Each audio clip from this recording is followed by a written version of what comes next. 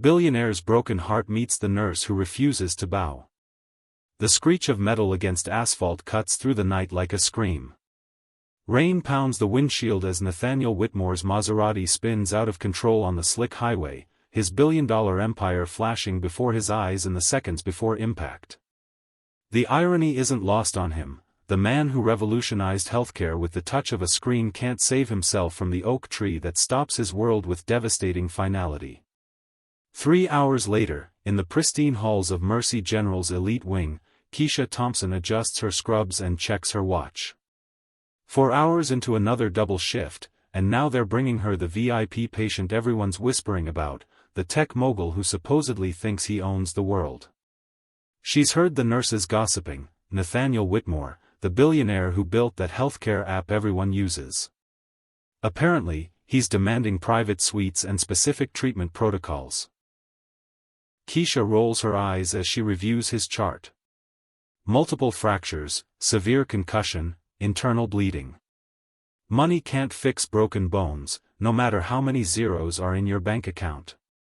She's spent 3 years in this wing, caring for wealthy patients who see her as invisible help rather than a skilled professional. This one will be no different. But when she pushes through the trauma bay doors, something unexpected happens. The man lying unconscious and broken on the gurney doesn't look like an entitled mogul. He looks lost, vulnerable, and heartbreakingly human.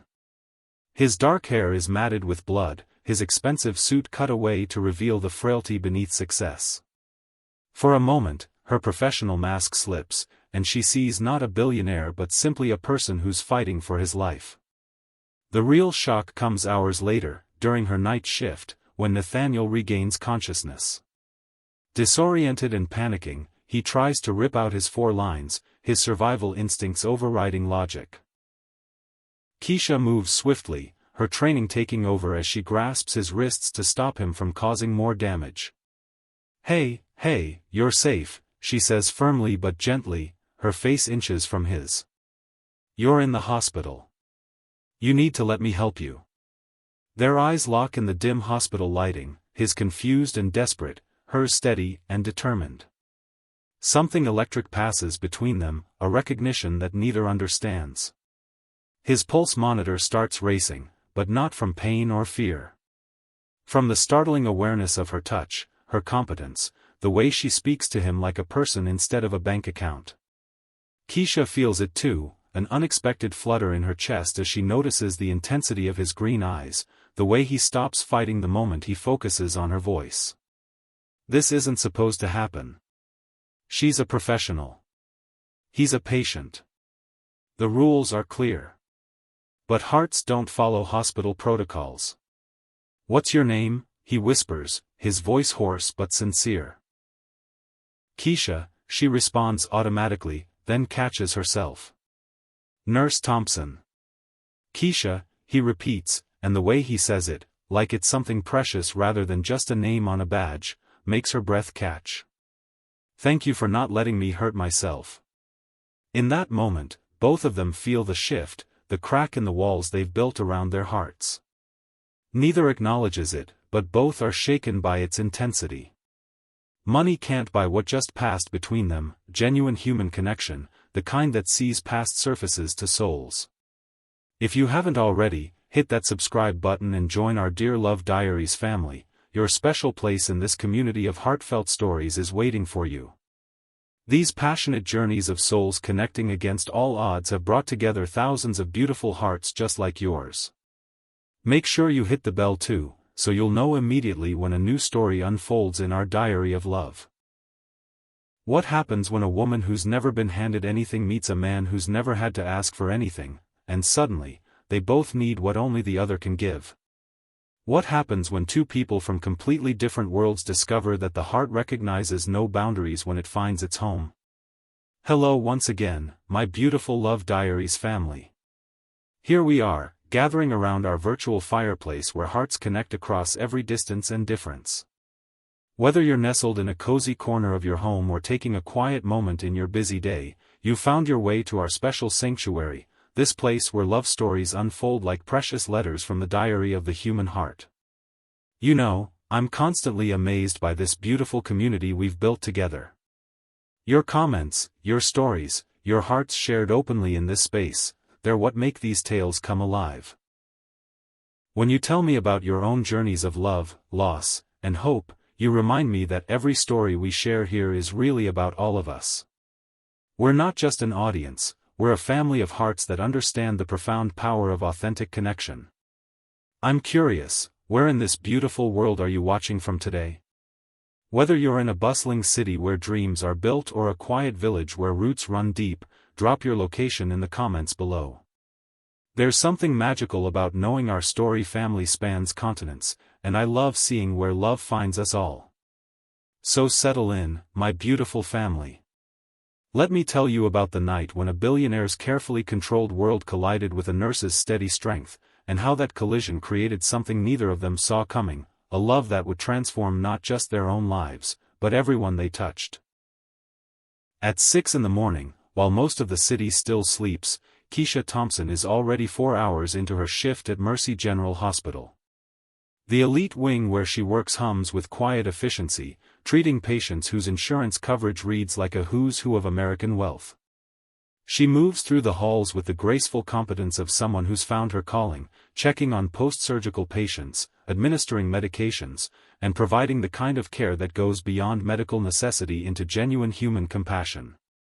Her colleagues often wonder how she does it, the double shifts, the constant demands, the pressure of caring for patients who sometimes treat hospital staff like invisible servants. What they don't know is that every extra hour she works, every sacrifice she makes, serves a purpose larger than herself. Keisha is putting her younger sister Maya through pre-med school, paying off her own crushing student loans, and sending money home to help her grandmother with medical expenses that Medicare doesn't cover. She learned early that nothing in life is handed to you. At 12, when her father decided that supporting a family was too much responsibility and simply disappeared, Keisha discovered that love means showing up, no matter how tired you are, no matter how impossible the task seems. Her grandmother, who raised her after her father's abandonment, taught her that dignity isn't determined by your bank account but by how you treat others, especially when no one's watching. In her small apartment across town, the walls are covered with photos: Maya's high school graduation, her grandmother's birthday last year, colleagues from the hospital at their yearly charity fundraiser. Each picture tells a story of connection, community, and love that's been earned through presence rather than presence. Her nursing school diploma hangs prominently in the living room, not because she's boastful, but because it represents every late-night study session, every sacrifice, every moment she chose her dreams over easier paths. She's beautiful in a way that needs no enhancement: warm brown eyes that patients say make pain more bearable, hands that provide comfort with every touch, a smile that can transform the sterile hospital environment into something that feels like home. But Keisha has learned to be careful with that beauty, to maintain professional boundaries that protect her from patients who might see her as entertainment rather than expertise. As she checks the assignment board for her morning patients, her heart is focused on one goal: providing excellent care so that someday, she can open her own community clinic in the neighborhood where she grew up. She wants to serve people like her grandmother, folks who need compassionate healthcare but can't afford the luxury of places like Mercy General's elite wing. Meanwhile, across the city in a gleaming penthouse that overlooks the entire metropolitan area, Nathaniel Whitmore sits in his home office at midnight, surrounded by the blue glow of multiple computer screens. The irony isn't lost on him that he's created a healthcare app used by millions, yet he hasn't taken a sick day or seen a doctor in 3 years. Work is his medicine, his drug, his way of avoiding the silence where grief might catch up with him. At 32, he's achieved more than most people accomplish in a lifetime.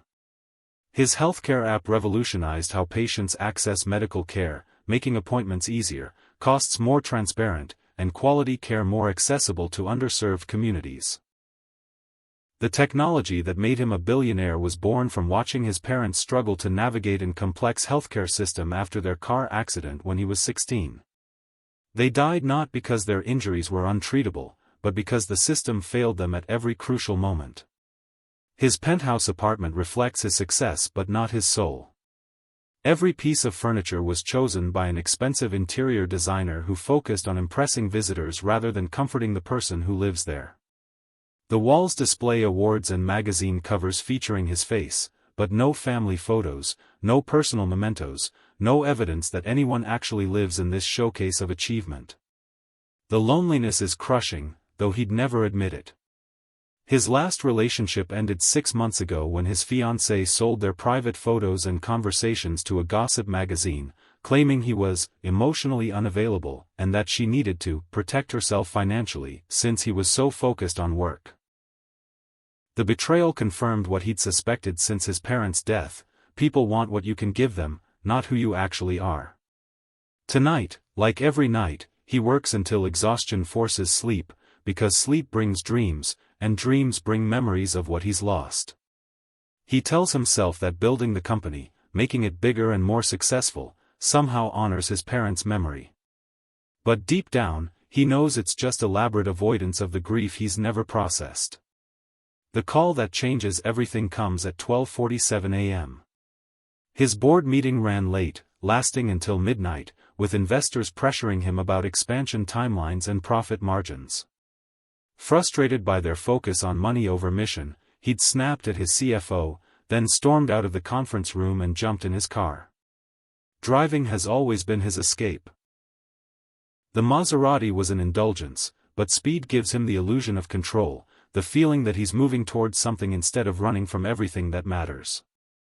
Tonight, the rain-slicked highway becomes his therapist, the engine's roar drowning out the voices in his head that whisper about loneliness and loss. He doesn't see the deer until it's too late. The split-second decision to swerve rather than hit the animal sends his car spinning across 3 lanes of highway before it slams into an ancient oak tree with the kind of finality that changes everything instantly. In the moments before unconsciousness takes him, Nathaniel's last coherent thought isn't about his company or his wealth. It's the devastating realization that if he dies tonight, there's no one who would truly mourn him, not for his money or his success, but for the man he used to be before grief turned him into a workaholic stranger to himself.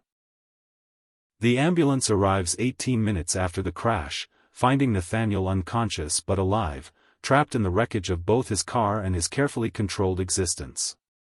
As the paramedics work to extract him, his phone continues to buzz with messages from investors and employees who see only dollar signs, not the broken man who's fighting for his life. At Mercy General, Keisha receives the assignment that will change everything: VIP patient incoming, Trauma Bay 3. And Thompson? This one's got more money than God and an attitude to match. Play nice, the hospital board doesn't want any negative publicity. She sighs, checking her watch. It's 2 a.m., and she's already been on her feet for 20 hours straight. But Keisha Thompson doesn't do her job for gratitude or recognition. She does it because every patient deserves competent, compassionate care, regardless of their bank account or their attitude. As she reviews the incoming patient's information, multiple trauma, unconscious, critical condition, her professional instincts take over. This isn't about wealthy versus poor, entitled versus humble. This is about a human being who needs help, and she's damn good at providing it. She has no way of knowing that the broken man about to come through those trauma bay doors will challenge everything she believes about rich people, about love, about the walls she's built around her own heart for protection.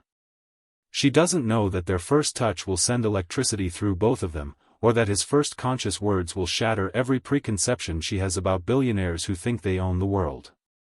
All she knows is that someone needs her help, and Keisha Thompson has never walked away from someone who's hurting, even when helping them might hurt her in ways she can't yet imagine. The stage is set for a collision more powerful than the one that brought them together, the collision of two hearts that have forgotten how to hope for love, two souls that are about to discover that sometimes the person who can heal you comes from a world so different from yours that logic says it's impossible. But love, as Keisha and Nathaniel are about to learn, has always been more interested in transformation than logic, more committed to breaking down barriers than building them higher. And sometimes, if you're very lucky and very brave, love doesn't just change your heart, it changes your entire world. Chapter 2. When Nathaniel Whitmore is wheeled into Trauma Bay 3, Keisha's first thought is how young he looks. Stripped of consciousness and expensive suits, money and power become irrelevant. He's simply a broken human being fighting for his life, and that's a language Keisha speaks fluently. She works alongside Dr. Amanda Cruz, the attending physician who's become something of a mentor despite their competitive history. Dr. Cruz earned her position through brilliance and determination, understanding both the challenges and the opportunities that come with being a woman of color in medicine. Vitals are stabilizing, Dr. Cruz announces as they work. But he's got a long road ahead. Keisha monitors his responses, adjusts equipment, and does what she does best, provides care that goes beyond medical necessity into something approaching grace.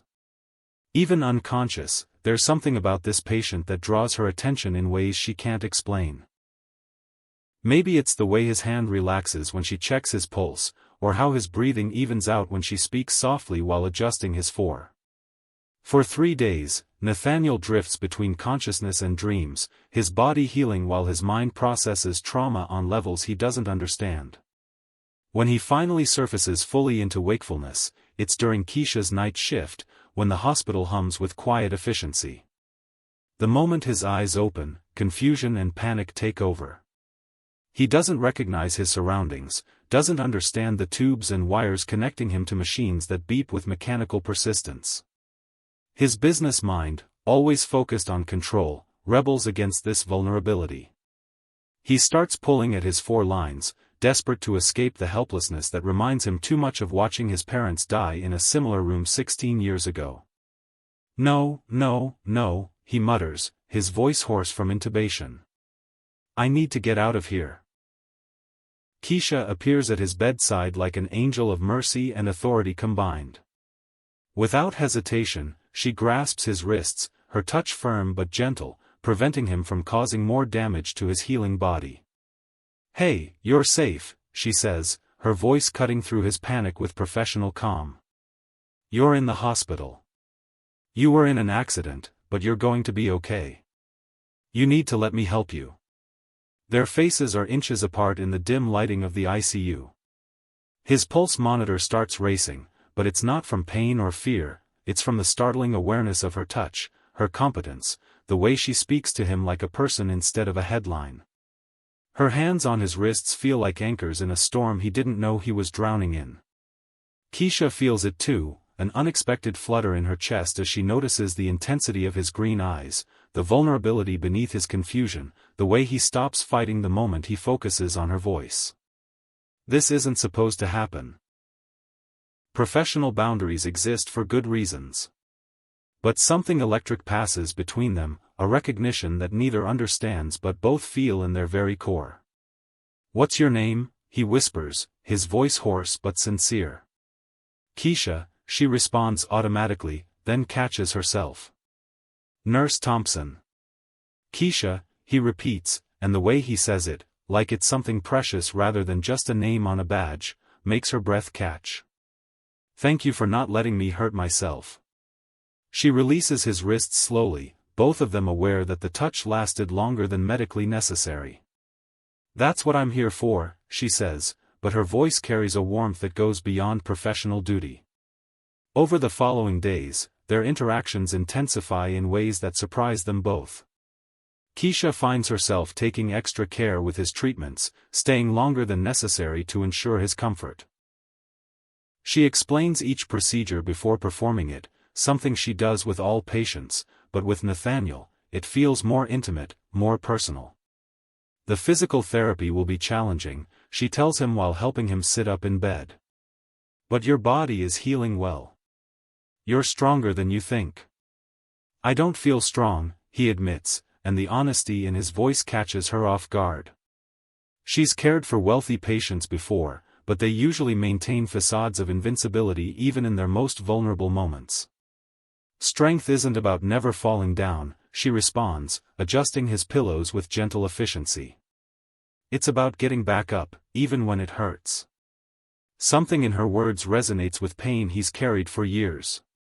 You sound like you speak from experience. Keisha pauses, her hands stilling on the pillow adjustment. We all have our stories, she says simply, but Nathaniel catches the shadow that crosses her face. Nathaniel, accustomed to hiring caregivers and managing employees, is moved by someone caring without expectation of reward. He begins timing his requests for pain medication around Keisha's shifts. When she's not his assigned nurse for the day, he finds excuses to call for assistance, hoping she'll respond. The other nurses notice. "Someone's got a favorite," jokes Maria, one of Keisha's colleagues. "The billionaire boy only wants you." "It's not like that," Keisha protests, but even as she says it, she knows it's becoming something she can't name or control. Dr. Amanda Cruz notices too, and her concern comes from experience and genuine care for her colleague.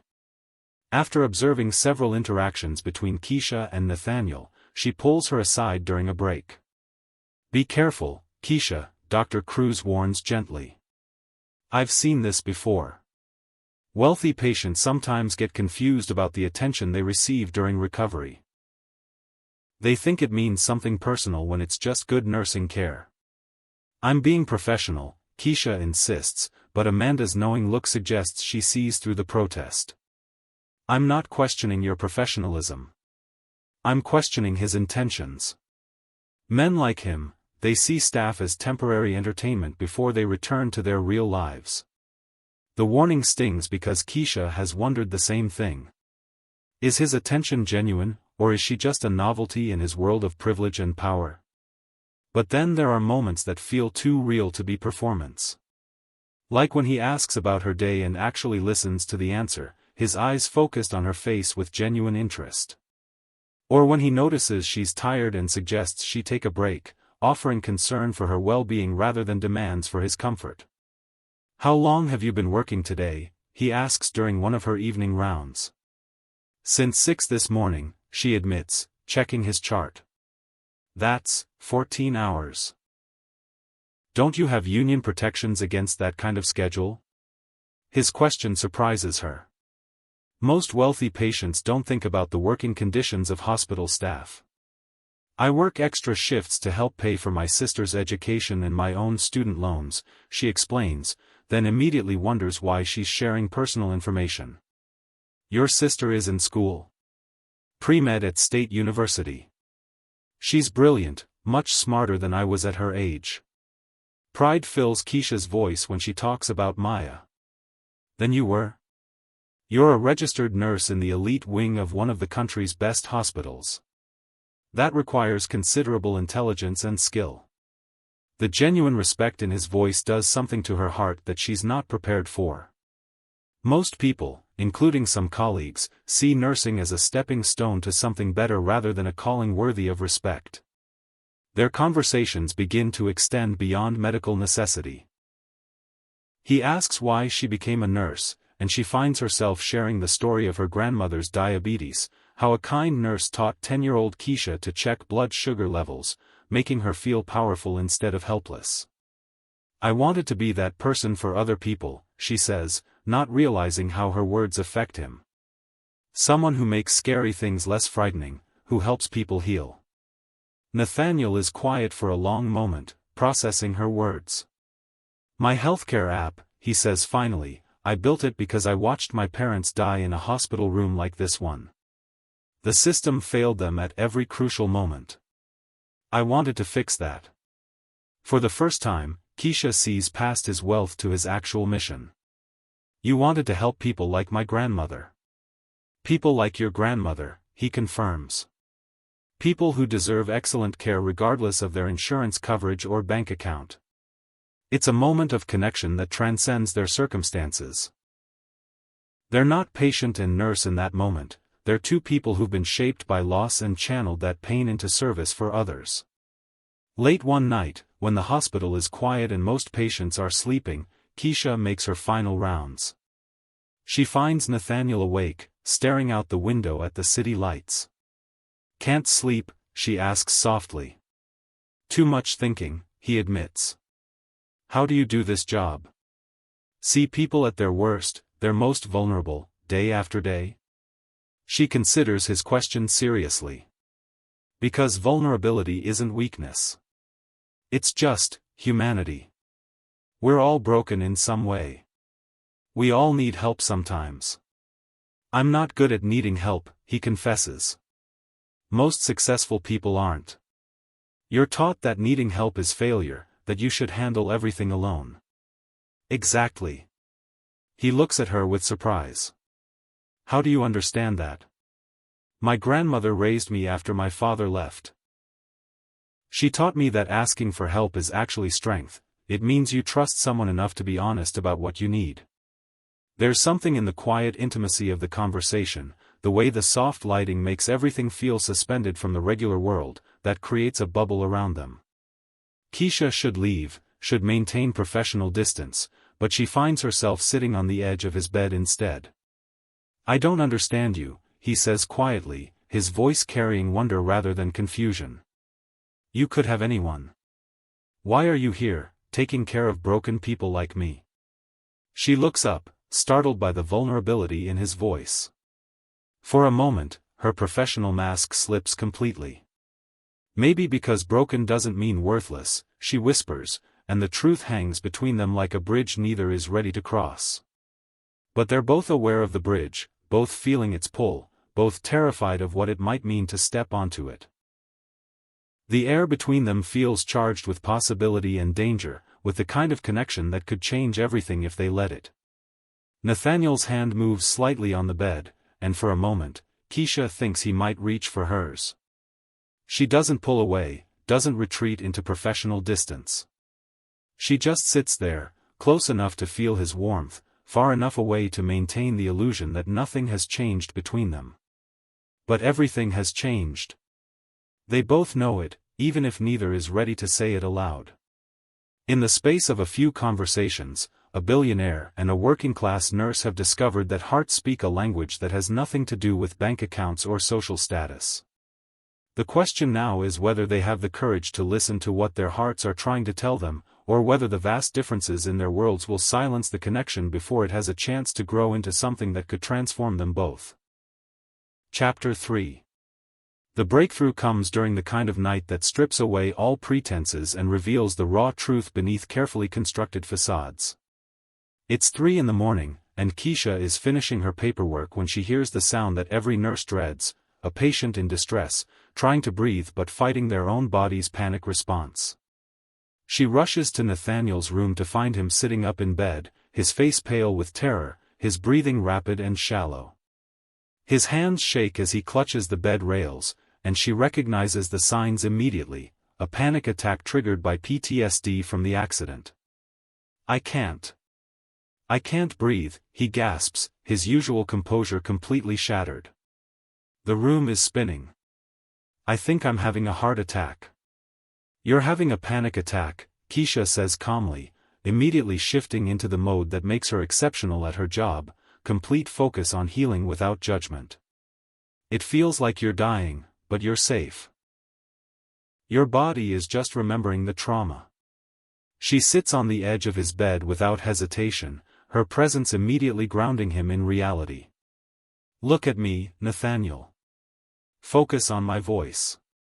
We're going to breathe together. Her hand goes to his chest, right over his heart, feeling the rapid rhythm beneath her palm. Feel my hand. Breathe into it. In for 4 counts, hold for 4, out for 4. He tries to follow her guidance, but the panic makes it difficult. I can't control it. I always control everything, but I can't control this. Control isn't what you need right now, she says softly, her hand steady and warm on his chest. Trust is what you need. Trust your body to remember how to breathe. Trust me to help you through this. It takes 20 minutes of patient guidance, her hand never leaving his chest, her voice never wavering from that calm authority that makes patients believe they're going to be okay. Gradually, his breathing slows, his heart rate decreases, and the terror in his eyes fades to exhaustion. Better, she asks, though she can feel the change in his breathing rhythm beneath her palm. How did you know what to do? Experience, she says simply. Trauma affects everyone differently, but the healing process has patterns. He's quiet for a long moment, aware that she's still sitting close to him, her hand still resting on his chest. The intimacy of the moment, her being present for his complete vulnerability, creates a connection deeper than anything he's experienced. "I can't remember the last time someone touched me with care instead of want," he admits in the darkness. The words surprise him with their honesty. Keisha's breath catches at his confession. "I can't remember the last time someone saw me instead of through me," she responds, surprising herself with equal honesty. The vulnerable exchange hangs between them like a sacred trust. Neither moves away from the other. Her hand remains on his chest, feeling his heartbeat slow to normal rhythm. His defenses are completely down, and for the first time since his parents' death, he's allowed another person to see him at his most vulnerable. "Your shift ended hours ago," he realizes suddenly. "Why did you stay?" Keisha starts to give a professional answer, then stops. "I don't know. I just couldn't leave." It's an admission that changes everything between them. She's crossed the line from professional duty into personal investment, and they both know it. "Keisha," he says her name like a prayer. "What's happening between us?" "I don't know," she whispers, but she doesn't remove her hand from his chest, doesn't create distance when every professional instinct tells her she should. They sit in the quiet of the hospital room, surrounded by machines that measure physical recovery while something immeasurable heals between them. For the first time in years, Nathaniel feels truly seen, not as a success story or a bank account, but as a man who's been carrying pain for 16 years. For the first time in her adult life, Keisha allows herself to be emotionally present with someone who might actually see her worth. "Tell me about your parents," she says gently, sensing that the panic attack was triggered by more than just the accident. Nathaniel is quiet for so long she thinks he won't answer. Then, slowly, he begins to speak about the night that changed everything, how his parents were driving home from his school concert when another driver ran a red light. How he spent hours in a hospital waiting room, watching staff treat his parents like numbers instead of people. How the system's inefficiency cost precious time that might have saved their lives. "I built my company to fix what killed them," he says simply. "But I've never processed that they're actually gone." Keisha understands. "You channel grief into work so you don't have to feel it." "Exactly. Until tonight, I thought that was working." "Panic attacks are your body's way of saying the grief needs attention," she explains. "You can't heal what you won't acknowledge." Her insight comes from her own experience with loss, losing her father not to death but to abandonment, learning to transform that pain into purpose by caring for others. They're both healers who've avoided healing themselves, both caregivers who struggle to accept care. Over the following days, their connection deepens in ways that surprise them both. Nathaniel begins asking about her life outside the hospital, genuinely curious about her world. She shares stories of her neighborhood, her grandmother's wisdom, the community that raised her when her father left. "What's your grandmother like?" he asks during one of their conversations. "Strong. Wise. She raised me to believe that your circumstances don't define your worth, your character does." Keisha's voice fills with love when she talks about the woman who shaped her values. "She sounds remarkable." She is. She worked as a domestic worker for wealthy families her whole life. She always said those jobs taught her that money doesn't make people kinder or happier, it just gives them more comfortable ways to be miserable. Nathaniel winces slightly. "Is that what you think about me? That I'm comfortably miserable?" Keisha considers her words carefully. "I think you've forgotten how to be happy because you've convinced yourself that achievement is the same thing as fulfillment." Her honesty could offend him, but instead, it reaches something true inside him. "When did you become so wise?" "Necessity," she says with a slight smile. "When you grow up with very little, you learn to recognize what actually matters." Nathaniel reveals pieces of his past too, the loneliness of success when everyone wants something from you, the way wealth isolates you from genuine connection, the exhaustion of never knowing if people care about you or your bank account. "I had a fiancé until 6 months ago," he shares during one conversation. She sold our private photos and conversations to a magazine when I broke up with her. Said I was emotionally unavailable and she needed to protect herself financially. I'm sorry, Keisha says, and he can hear the genuine sympathy in her voice. That must have felt like a terrible betrayal. It confirmed what I already suspected, that people see me as a means to an end rather than a person worth knowing. Not all people, Keisha says quietly, and something in her tone makes him look at her more carefully. How do I know you're different? The question comes out more vulnerable than he intended. You don't, she answers honestly. But I've been taking care of you for 2 weeks, and I haven't asked you for anything except to let me help you heal. It's such a simple truth, but it hits him with surprising force. Every interaction they've had has been about his well-being, not her gain. She's never mentioned his money, never asked for favors, never treated him like anything other than a patient who deserved excellent care. Show intimate moments that aren't physical but emotional, late-night conversations when the hospital is quiet, shared laughter over terrible hospital food, the way he looks forward to her shift changes, how she finds herself thinking about him during breaks. The jello here is truly terrible, Nathaniel says one evening, poking at the green cube on his dinner tray. Hospital food is an acquired taste, Keisha laughs, adjusting his bed table. My grandmother always said that if you can make hospital jello taste good, you can make anything work. Wise woman. What else did she teach you? That you can tell a lot about someone by how they treat people who can't do anything for them. She gives him a meaningful look. You've been kind to every person who's walked into this room, housekeeping, food service, the night shift nurses. That says something about your character. Or maybe I'm just trying to impress my favorite nurse, he says with a slight smile. The comment hangs between them, acknowledging what they've both been feeling but haven't named. Keisha feels her cheeks warm, but she doesn't retreat into professional distance. Is that what you're doing? She asks softly. Maybe at first, he admits. But now I think I'm just trying to be worthy of the care you've shown me. External pressures begin to mount as word spreads about Nathaniel Whitmore's extended stay and his particular attachment to one nurse. Hospital administration takes notice when he specifically requests Keisha for all his care, even when she's not assigned to his room. Thompson, we need to talk, the nursing supervisor says, pulling Keisha aside after her shift.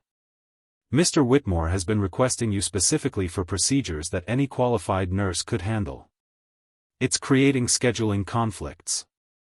I provide the same level of care to all my patients, Keisha responds carefully. I'm not questioning your professionalism. I'm questioning whether this situation is becoming complicated. The warning is clear: maintain professional boundaries or face consequences. Keisha understands the position the hospital is in. Wealthy donors expect certain standards, and any hint of impropriety could affect their reputation and funding. But the warning also forces her to examine what's really happening between her and Nathaniel.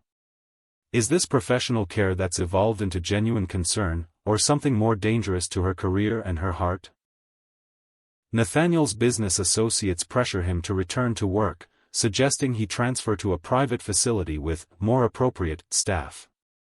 The implication that Keisha isn't good enough for him creates the first real friction in their developing relationship. During one of his physical therapy sessions, Keisha overhears part of a phone conversation Nathaniel is having with his lawyer. I understand the optics, Thomas, Nathaniel says, his voice carrying across the room. But my recovery is progressing well here. The board is concerned about complications, Thomas's voice carries through the phone speaker. Hospital staff can become attached to high-profile patients. It might be wise to maintain professional distance. Keisha feels her face burn with embarrassment and hurt. She quietly finishes organizing supplies and leaves the room, but not before Nathaniel notices her sudden departure. Later that evening, when she's assigned to his room for medication rounds, her demeanor is notably different, cooler, more distant, strictly professional. You're angry, Nathaniel observes as she checks his chart without making eye contact. I'm being professional, she responds curtly. Keisha, about that phone conversation. There's nothing to discuss. You're a patient, I'm a nurse. That's the only relationship we have. Her words sting because they're designed to create distance, but Nathaniel can hear the hurt beneath the professionalism. That's not true, and you know it. What I know is that your people think I'm some kind of opportunist who's taking advantage of your situation. Maybe they're right to be concerned. You're not taking advantage of anything, Nathaniel says firmly. And they're not my people, they're business associates who think in terms of liability and public relations. And what do you think in terms of? The question comes out more vulnerable than she intended. Nathaniel is quiet for a moment, choosing his words carefully. Lately? I think in terms of what it feels like to have someone care about me without wanting anything in return. I think about how different my life feels when you're in it. His honesty stops her retreat into professional distance. Nathaniel. I know this is complicated. I know there are 1,000 reasons why this doesn't make sense. But what I feel when I'm with you, that's the most real thing in my life right now. Keisha sits heavily in the chair beside his bed, her professional mask finally slipping to reveal exhaustion and confusion. I don't know how to do this. Men like you don't usually notice women like me. What do you mean, men like me? Rich men. Successful men. Men who could have anyone they want. You think I could have anyone? Nathaniel's voice carries genuine surprise. Keisha, I've been alone for years.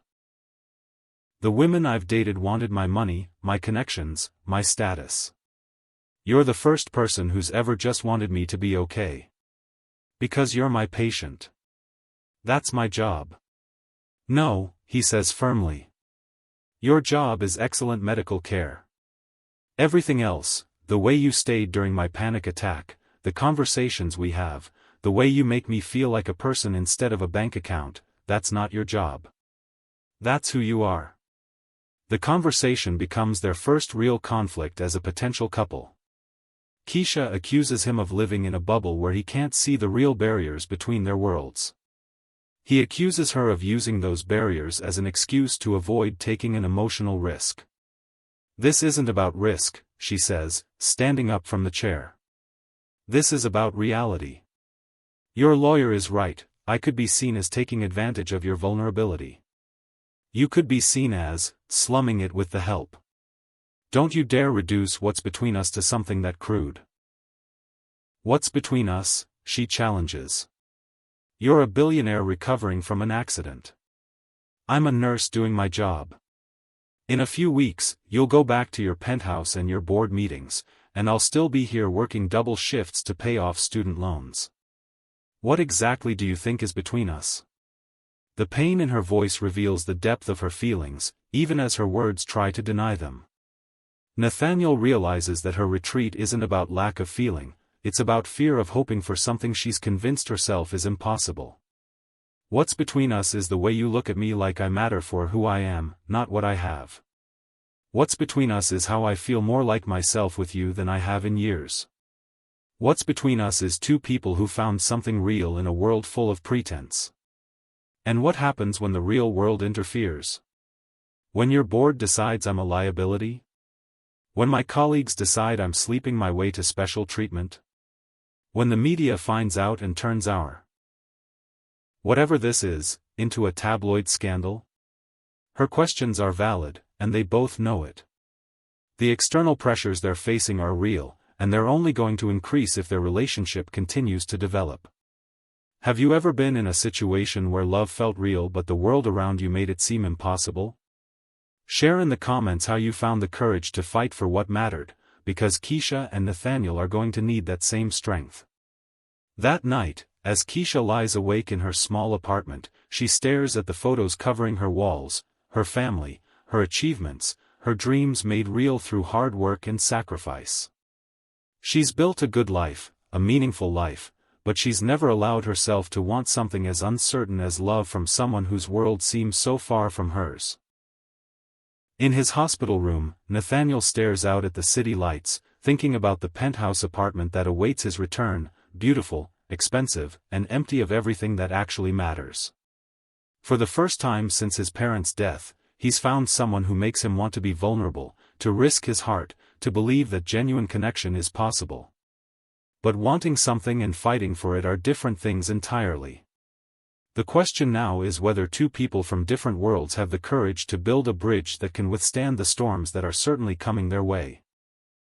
Chapter 4. The crisis that changes everything begins with a single photograph taken by a paparazzi photographer who's been staking out the hospital, hoping to catch pictures of the reclusive billionaire during his recovery. The photo captures Nathaniel during one of his physical therapy sessions, with Keisha visible in the background, her hand on his shoulder as she guides him through an exercise. By itself, the image is innocent, a nurse helping a patient. But when it appears on a gossip blog with the headline, "Tech Billionaire's Hospital Romance," is this his new charity case? The innocent becomes scandalous, and their private connection becomes public entertainment. The hospital administration's response is swift and devastating. Keisha is called into a meeting with the nursing supervisor and the hospital's public relations director, two people whose primary concern is protecting the institution's reputation among wealthy donors. A mess. Thompson, the PR director, begins, sliding a tablet across the table showing the online article. "We need to discuss this situation." Keisha's stomach drops as she reads the article, which speculates about her background, her motivations, and the unusual closeness between patient and nurse. The comments section is even worse, strangers making cruel assumptions about her character and her relationship with Nathaniel. "This is completely unprofessional," the nursing supervisor says firmly. Hospital policy clearly states that personal relationships with patients are prohibited. The fact that this has become public makes it even more problematic.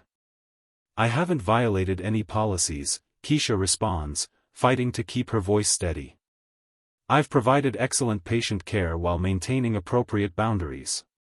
The optics suggest otherwise, the PR director interjects. "Our major donors are expressing concern about the hospital's reputation. We're recommending that you take a leave of absence until this media attention dies down." The implication is clear: choose your career or choose him.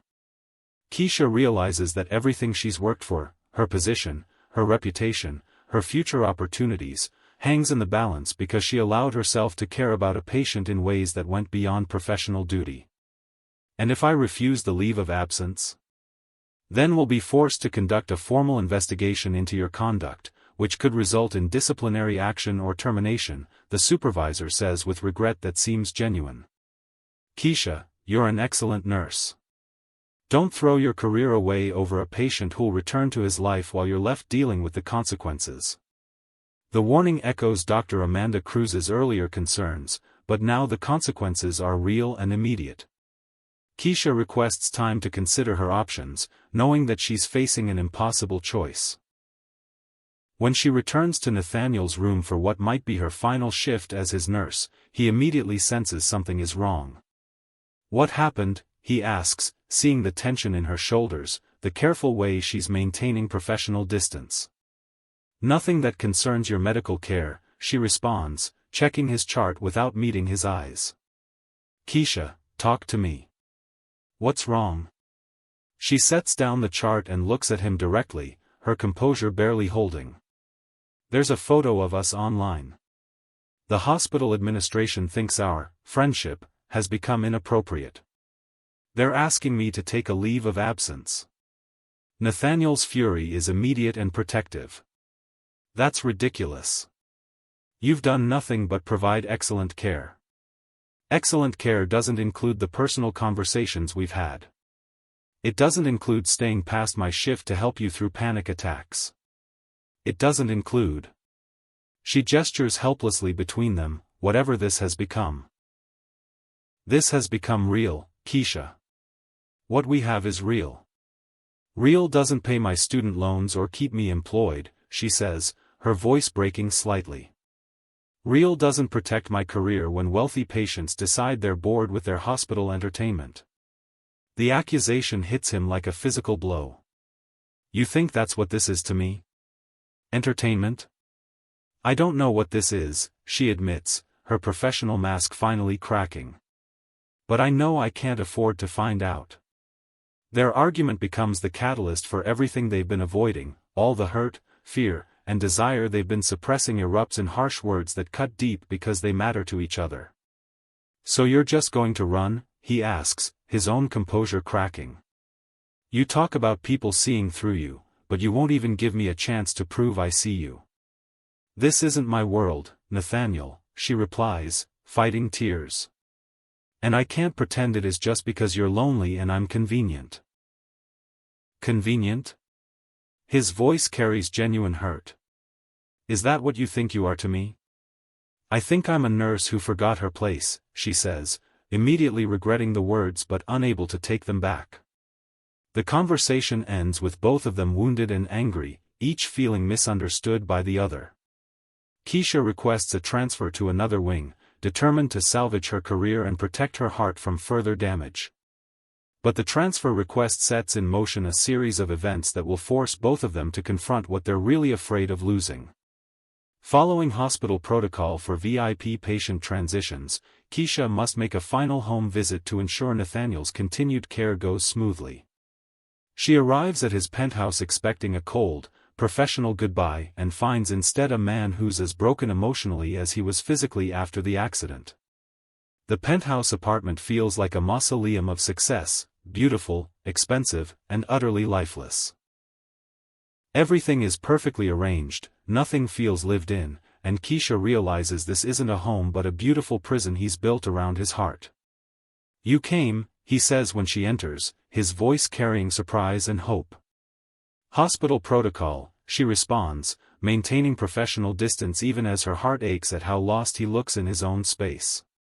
She's there to check his healing progress and ensure he has everything needed for his continued recovery, but what she finds is a man who's healing physically while falling apart emotionally. The penthouse is beautiful, she says, trying to fill the awkward silence as she reviews his medication schedule. It's a showcase, he corrects. Beautiful, expensive, and completely empty of anything that matters. The honesty in his voice breaks down her professional walls. Nathaniel. You want to know the truth, he says, his voice hollow with exhaustion. I built this company, this life, this fortress because I was 16 when I lost everything that mattered. Every person I've let close since then has wanted something I could give them, money, status, connections. You're the first person who's ever just wanted me to heal. Keisha's defenses crumble as she sees his pain clearly. The successful billionaire disappears, leaving only a man who's been grieving for 16 years and afraid to let anyone close enough to hurt him again. I've been working 3 jobs to support my sister's dreams because I was 12 when my father decided we weren't worth staying for, she responds, matching his vulnerability with her own. I've never let myself want anything I couldn't earn or afford, including love. Especially love. The moment becomes profoundly intimate as they tend to each other's deepest wounds. The physical act of Keisha checking his healing injuries in his apartment becomes symbolic of the emotional healing they're both afraid to trust. Check the incision site, she says, her voice professionally steady even as her hands shake slightly. As she examines where his broken ribs are mending, her touch is gentle and sure. But in this intimate setting, away from the clinical hospital environment, every touch feels weighted with meaning they've been trying to ignore. It's healing well, she says, her fingers tracing the edge of the surgical site with professional thoroughness. Thanks to you, he says quietly. Not just the medical care, all of it. The way you've seen me as a person worth caring about. Her hands still on his chest as she meets his eyes. Nathaniel, I need you to understand something. What I feel for you, it's not professional. It's not appropriate. And it's more real than anything I've ever experienced. The admission hangs between them like a bridge they're both afraid to cross. Then why are you so determined to walk away from it? Because I'm terrified, she whispers. Terrified of wanting something I can't afford to lose. Terrified of believing this is real when everyone around us is saying it's impossible. He reaches up to cup her face gently, his thumb tracing away a tear she didn't realize had fallen. What if it is real? What if what feels impossible is actually just difficult? The revelation that changes everything comes when Nathaniel shares the true inspiration behind his healthcare app. My company wasn't built from some noble desire to help people, he admits. It was built from watching my grandmother die because she couldn't afford proper medical care. She raised me after my parents died, and I lost her too, not to an accident, but to a system that values profit over people. Keisha stares at him in shock. Your grandmother worked as a housekeeper her whole life. Took care of everyone else's families while struggling to afford healthcare for her own. When she got sick, she couldn't afford the medications that might have saved her life. That's why I built the app, to make healthcare accessible to people like her. People like your family. The revelation transforms everything Keisha thought she knew about him. This isn't charity or guilt, it's shared mission, shared values, shared understanding of what it means to love someone the system treats as disposable. You never told me, she says, her voice filled with wonder and something deeper. I don't usually talk about her. It's too. He struggles for words. It's the most important thing I've ever done, and it still doesn't feel like enough. She would be proud of you. I hope so. I hope she'd understand that every person helped by the app is my way of honoring her memory. Keisha realizes that the gulf between their worlds isn't as vast as she imagined. They're both people shaped by loss, both driven to serve others because they understand what it means to be vulnerable and afraid. I misjudged you, she admits. I thought you were someone who'd never known real struggle. And I misjudged the courage it takes to work 3 jobs while maintaining hope for the future. We both built walls based on assumptions. The intimate revelation creates the foundation for their decision to face the obstacles together rather than apart. But as they sit in his penthouse, finally honest about their feelings and their fears, they both know that choosing each other is only the beginning of their challenges. What happens now? Keisha asks, still sitting close enough to feel his warmth. Now we decide if what we have is worth fighting for, Nathaniel says. Because there's going to be a fight. My board, your hospital, the media, they're all going to try to convince us this is impossible. Maybe it is impossible.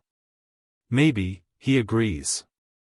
But maybe impossible just means no one's been brave enough to try it before. Chapter 5. The storm that changes everything arrives without warning, just as the most transformative moments in our lives often do.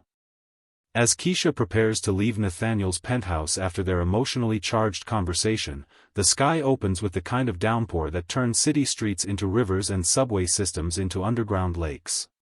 You can't drive in this, Nathaniel says, watching the rain slash against his floor-to-ceiling windows. The news is reporting flash flooding throughout the city. Keisha checks her phone, seeing emergency alerts about closed roads and suspended public transportation. Her neighborhood, built in a flood zone, is under evacuation warnings. I need to get home to check on my grandmother. Call her first, Nathaniel suggests gently. Make sure she's safe before you risk driving through this. When Keisha reaches her grandmother by phone, she learns that the elderly woman is fine but evacuated to a community center. Stay where you are, baby girl, her grandmother says with the wisdom of someone who's weathered many storms. Don't you dare try to drive in this weather. The Lord has you somewhere safe for a reason. The storm creates an intimate cocoon around them, the city lights blurred by rain against the massive windows, thunder masking the sound of their racing hearts, the forced proximity that strips away their last excuses for keeping emotional distance. I've never stayed in a place like this, Keisha admits, looking around the penthouse with fresh eyes.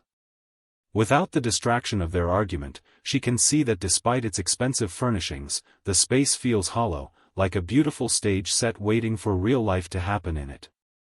I've never had someone stay here who makes it feel like home, Nathaniel responds, and the honesty in his voice makes her heart skip. They move to his living area, where the sound of rain creates a natural barrier between them and the outside world. For the first time since they've known each other, they're not patient and nurse, not billionaire and working-class woman, they're simply two people who found something unexpected and precious together.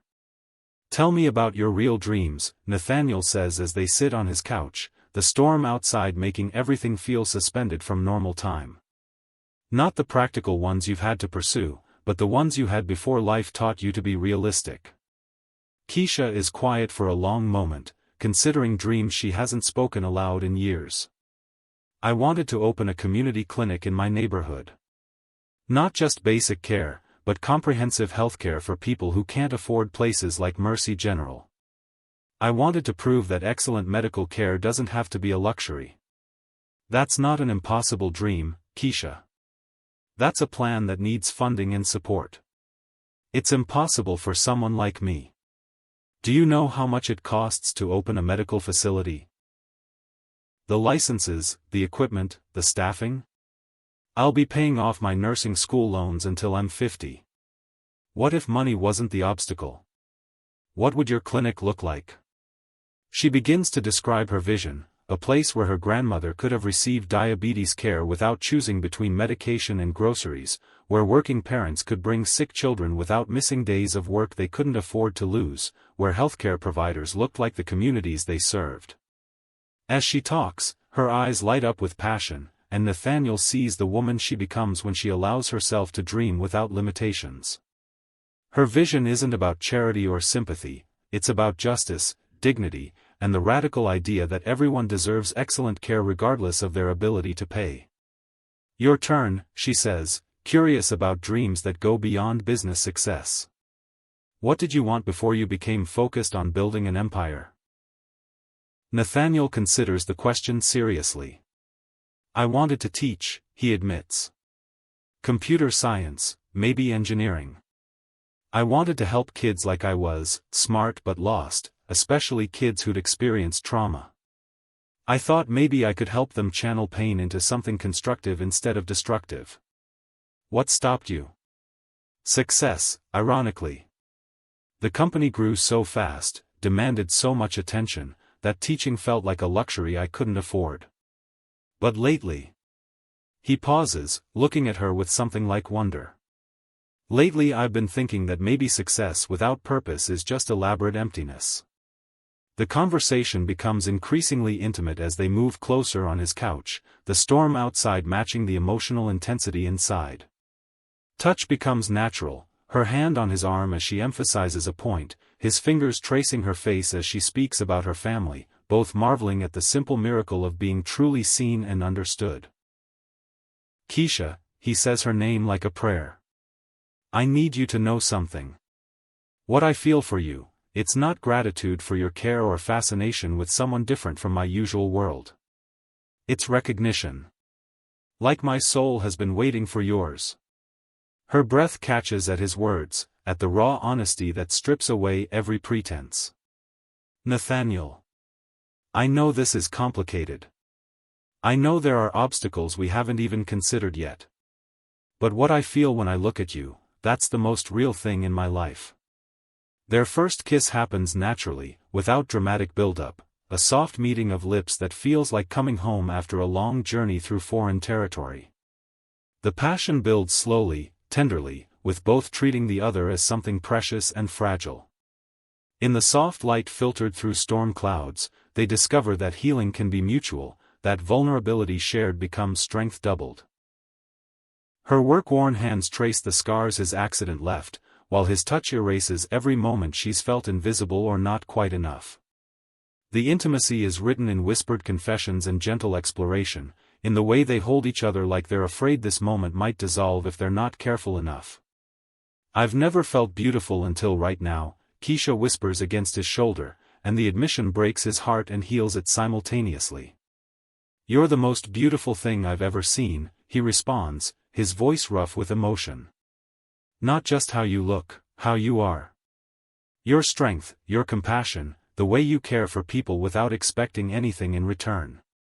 The physical connection becomes a language for truths too deep for words, how touch breaks down walls that conversation couldn't penetrate, how intimacy allows them to believe they deserve love without earning it, how sharing vulnerability creates safety neither has experienced before. As the storm passes and they fall asleep together on his couch, both are changed in ways that go far beyond physical intimacy. For the first time since his parents' death, Nathaniel feels genuinely connected to another human being. For the first time in her adult life, Keisha has allowed herself to be cherished for exactly who she is. But the peace of the storm's aftermath is temporary. The real storm, the world's reaction to their growing relationship, is yet to come. In the weeks following that transformative night, their relationship develops with the kind of intensity that comes from two people who finally found what they didn't know they were searching for. But love doesn't exist in a vacuum, and the external pressures they face grow stronger as their connection deepens. The media attention escalates when more photos surface, Nathaniel visiting Keisha's neighborhood, both of them laughing together at a community event, their obvious happiness together making them a target for speculation and scrutiny. A tabloid runs an exposé titled, "From Poverty to Penthouse: How a Nurse Captured a Billionaire's Heart." The article is invasive and cruel, detailing Keisha's financial struggles, her family's background, and speculating about her gold-digging motivations with the kind of vicious judgment that turns private people into public entertainment. The coverage devastates Keisha, who values her privacy and has never sought attention beyond recognition for her professional competence. Photos of her apartment building, her workplace, even her sister's college campus appear online with commentary that reduces her life's work to a calculated scheme for social climbing. "They're calling me a gold digger," she tells Nathaniel, her voice hollow with hurt as she reads the online comments. "Strangers are saying I'm using my position to manipulate a vulnerable patient." Nathaniel's fury is protective and immediate. "We'll sue them. Every publication that printed lies, every website that invaded your privacy, they'll pay for this." "With what money?" Keisha asks, the practical realities of their situation cutting through his protective instincts. "I can't afford lawyers who go after billionaires' problems." "My lawyers." "No," she interrupts firmly. "I don't want your money to solve my problems. I want to solve them myself."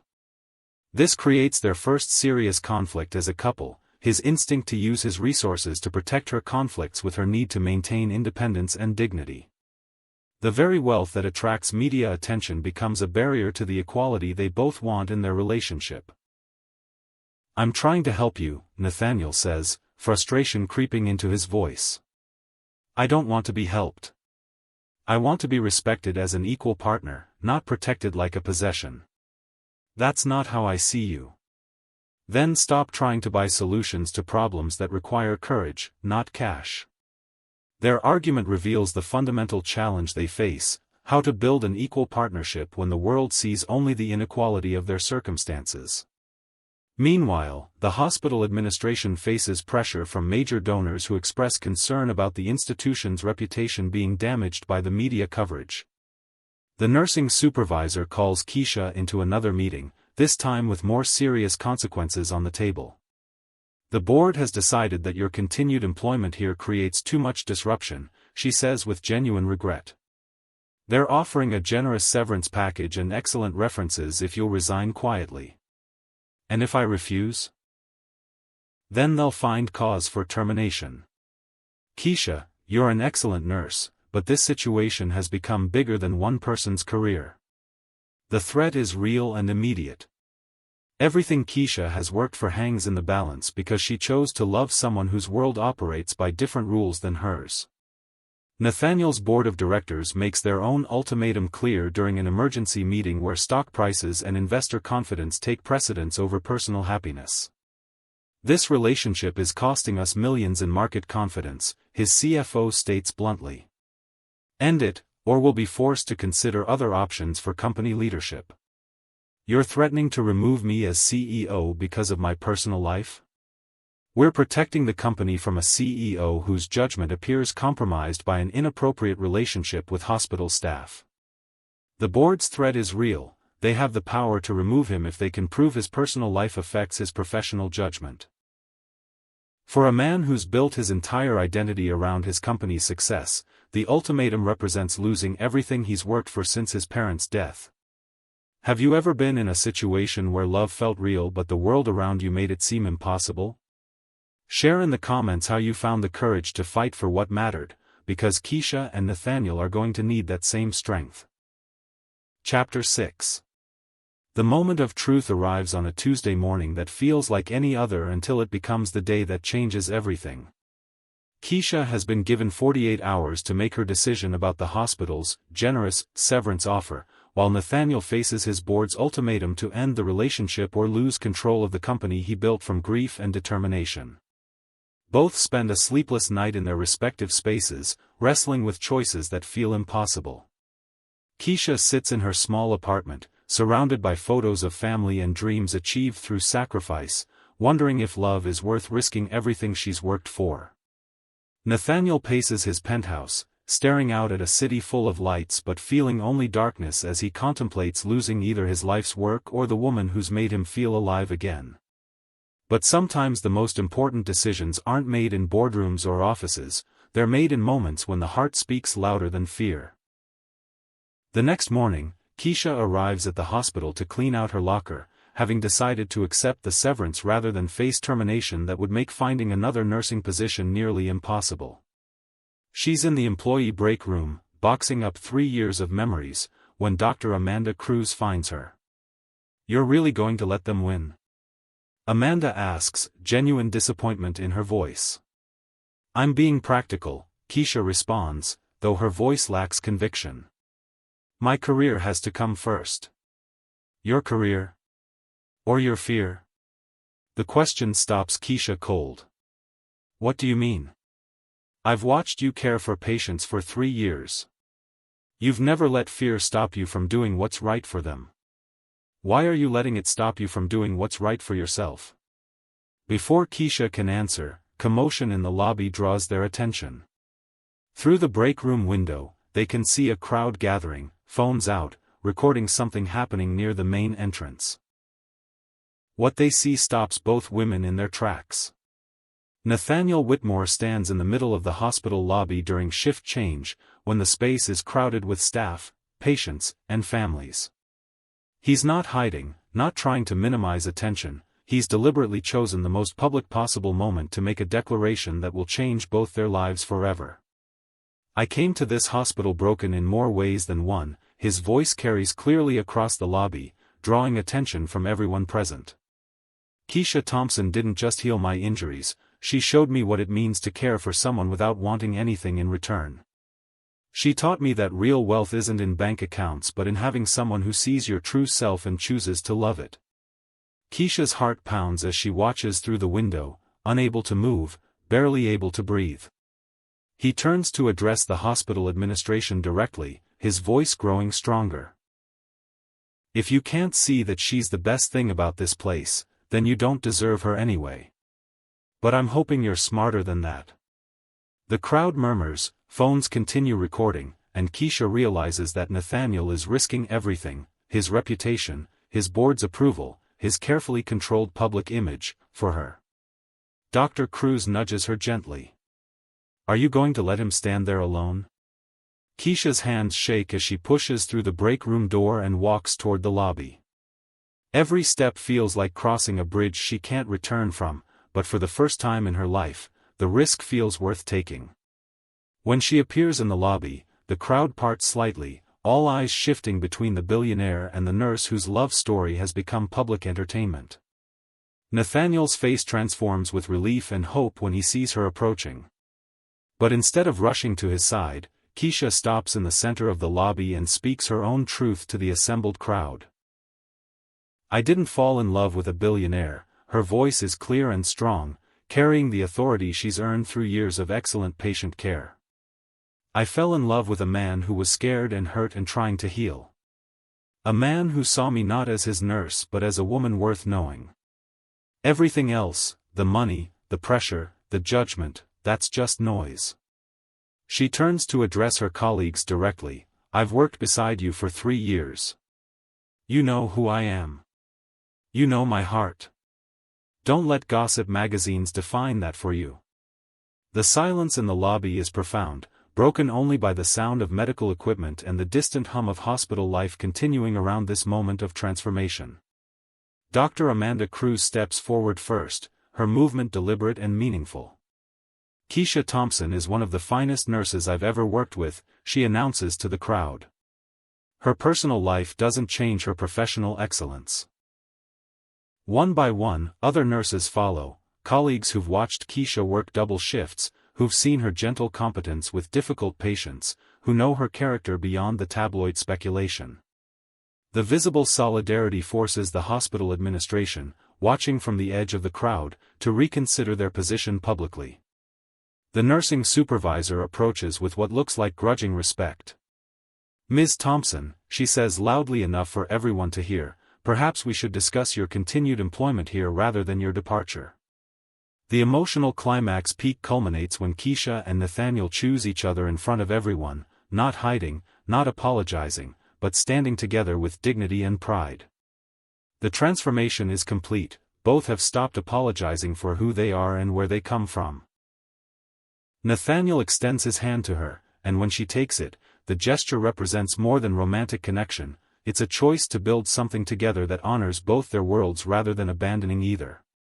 They walk out of the hospital together, not because she's been fired but because they're choosing their future together, whatever that might look like.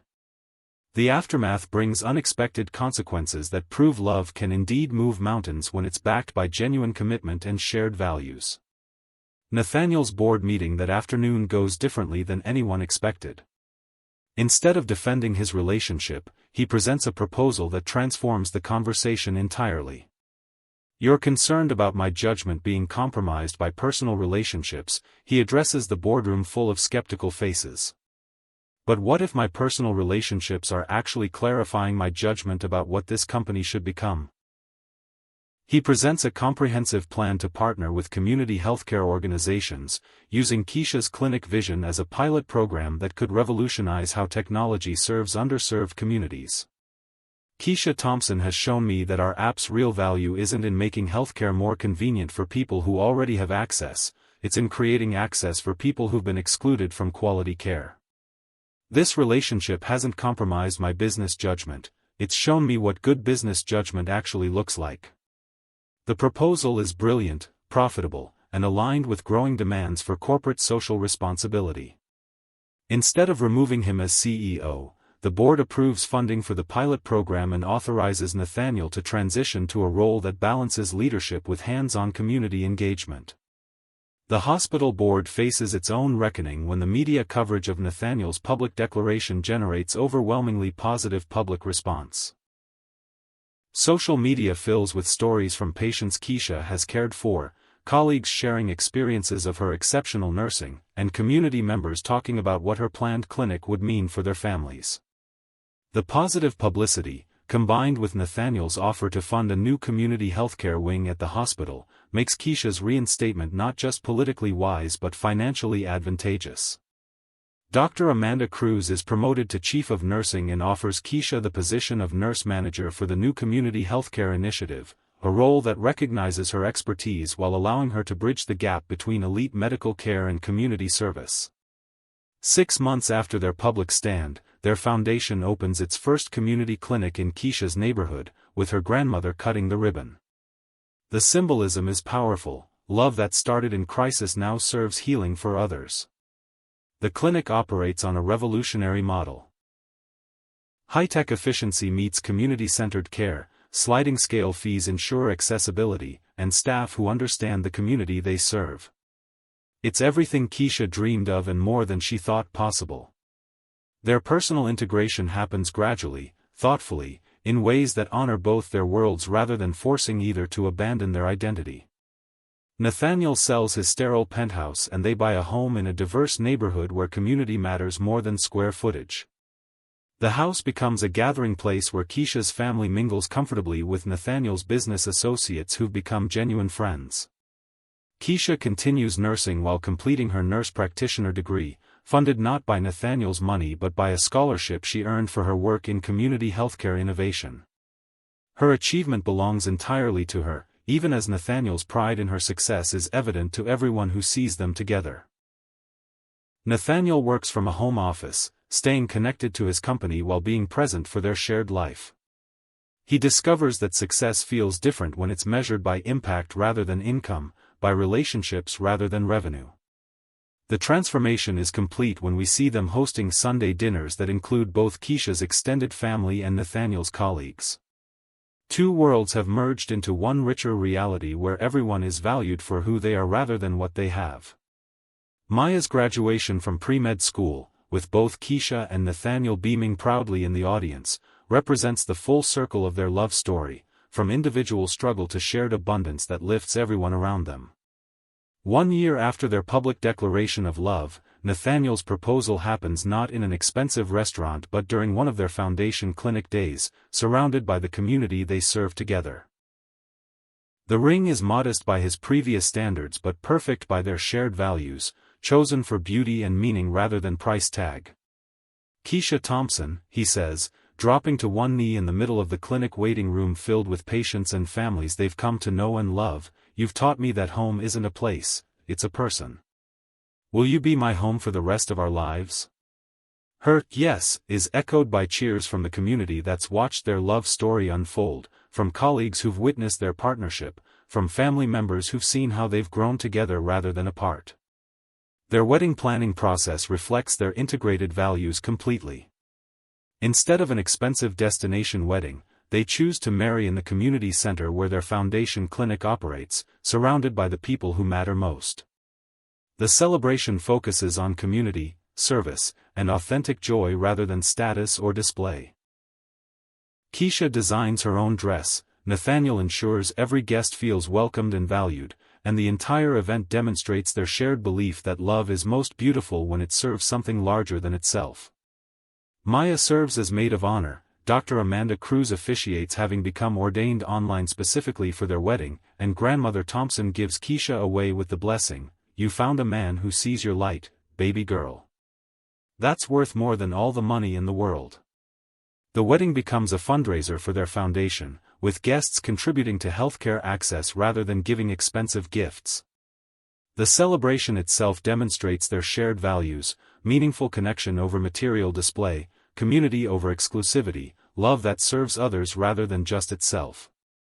Their wedding night conversation reveals dreams for the future. Expanding the foundation nationwide, maybe adopting children who need homes, growing old together while continuing to serve others. The passion that brought them together has evolved into sustained love that enriches everything they touch. A flash forward 5 years later shows the fruit of their partnership. Their foundation has opened 15 clinics in underserved communities, Keisha has completed her doctorate in nursing and speaks at healthcare conferences about community-centered care, and Nathaniel has been recognized not for his wealth but for his innovations in healthcare accessibility.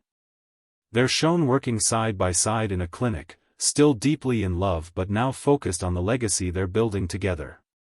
Keisha checks a young patient's blood pressure while Nathaniel troubleshoots the tablet system they've developed for easy appointment scheduling. Their personal love story has become a force for healing in the world. That evening, they return to their home where family photos cover every surface: their wedding, Maya's medical school graduation, Grandmother Thompson's 90th birthday, community celebrations, and quiet moments of a life built on authentic love and shared purpose. "Do you ever miss it?" Keisha asks as they sit on their porch, watching neighborhood children play in the yard of the house across the street. "Miss what?"